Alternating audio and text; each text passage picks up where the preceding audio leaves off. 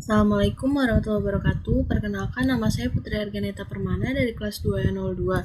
Saya ingin mempresentasikan tentang hasil analisis laporan keuangan perusahaan PT Surya Citra Media Tbk dan PT Media Nusantara Citra Tbk. Yang pertama ada PT Surya Citra Media Tbk yang didirikan pada tanggal 29 Januari 1999 dengan nama PT Cipta Aneka Selaras. Perusahaan ini bergerak di sektor perdagangan, jasa, dan investasi. Pada tanggal 16 Juli 2002, perusahaan ini resmi mencatatkan sahamnya di Bursa Efek Indonesia dengan kode saham SCMA dan dengan IPO senilai Rp1.100.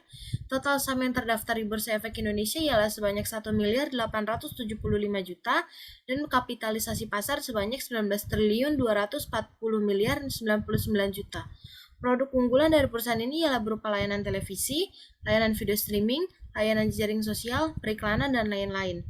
Lalu yang kedua yaitu ada PT Media Nusantara Citra Tbk yang didirikan pada tanggal 17 Juni 1997 dengan nama PT Pancanika Mandiri. Perusahaan ini bergerak di sektor perdagangan, jasa, dan investasi. Pada tanggal 22 Juni 2007, perusahaan ini resmi mencatatkan sahamnya di Bursa Efek Indonesia dengan kode saham MNCN dan dengan IPO sebesar Rp900. Total saham yang terdaftar di Bursa Efek Indonesia ialah sebanyak 13.750.000.000 dengan kapitalisasi pasar sebanyak 11.243.120.000.000 dengan produk unggulan seperti siaran media gratis, media cetak, manajemen talenta, dan lain-lain. Yang pertama yaitu ada tabel rasio keuangan SCMA dan yang kedua yaitu tabel rasio keuangan MNCN yang masing-masing terdiri dari rasio likuiditas, rasio leverage, rasio cakupan, rasio aktivitas, dan rasio profitabilitas. Yang A yaitu rasio likuiditas. Yang pertama ada rasio lancar. Rasio lancar SCMA mengalami downtrend, sedangkan rasio lancar MNCN mengalami uptrend. Pada rata-rata sektor di tahun 2020, rasio SCMA berada di bawah rata-rata rasio sektornya, sedangkan rasio MNCN berada di atas rata-rata rasio sektornya. Lalu yang kedua ada rasio cepat. Rasio cepat milik SCMA mengalami downtrend, sedangkan rasio cepat milik MNCN mengalami uptrend. Pada rata-rata sektor di tahun 2020, rasio SCMA dan MNCN berada di atas rata-rata rasio sektornya.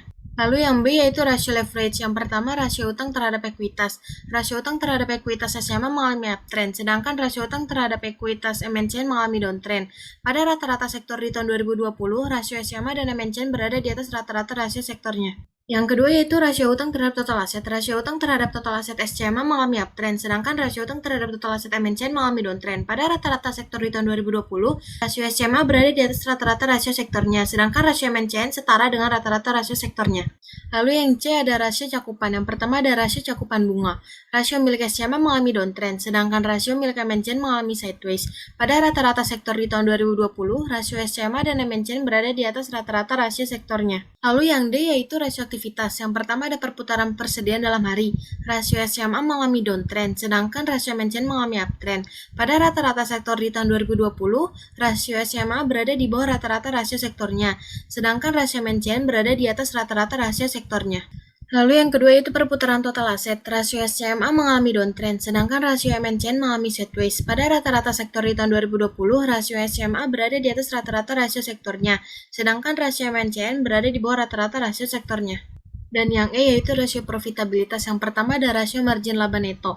Rasio SCMA dan MNCN mengalami downtrend. Lalu pada rata-rata sektor di tahun 2020, rasio SCMA dan MNCN berada di atas rata-rata rasio sektornya. Lalu yang kedua ada rasio imbal hasil ekuitas. Rasio SCMA dan MNCN mengalami downtrend. Pada rata-rata sektor di tahun 2020, rasio SCMA dan MNCN berada di atas rata-rata rasio sektornya. Lalu ada return saham dan IHSG. Kinerja harga saham milik perusahaan Surya Citra Media Tbk dan Media Nusantara Citra Tbk berada di bawah IHSG-nya atau underperformance. Lalu ada valuasi saham SCMA. Pada saham SCMA, harga pasar lebih besar dari harga wajar yang berarti saham ini mengalami overvalued dan investor disarankan untuk menjual saham ini. Lalu ada juga valuasi saham MNCN, di mana pada saham MNCN harga pasar juga lebih besar dari harga wajar yang berarti saham ini mengalami overvalued dan investor disarankan untuk menjual saham ini. Dan yang terakhir ada kesimpulan. Berdasarkan analisis rasio yang saya lakukan, perusahaan Surya Citra Media Tbk lebih unggul dari perusahaan Media Nusantara Citra Tbk karena perusahaan Surya Citra Media memiliki keunggulan seperti kemampuan yang bagus dalam membayar bunga dan dalam mengelola persediaan hariannya secara efektif.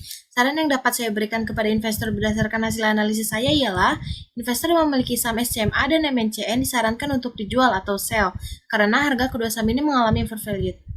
Sekian presentasi saya mengenai analisis laporan keuangan PT Surya Citra Media Tbk dan Media Nusantara Citra Tbk. Saya ucapkan terima kasih. Wassalamualaikum warahmatullahi wabarakatuh.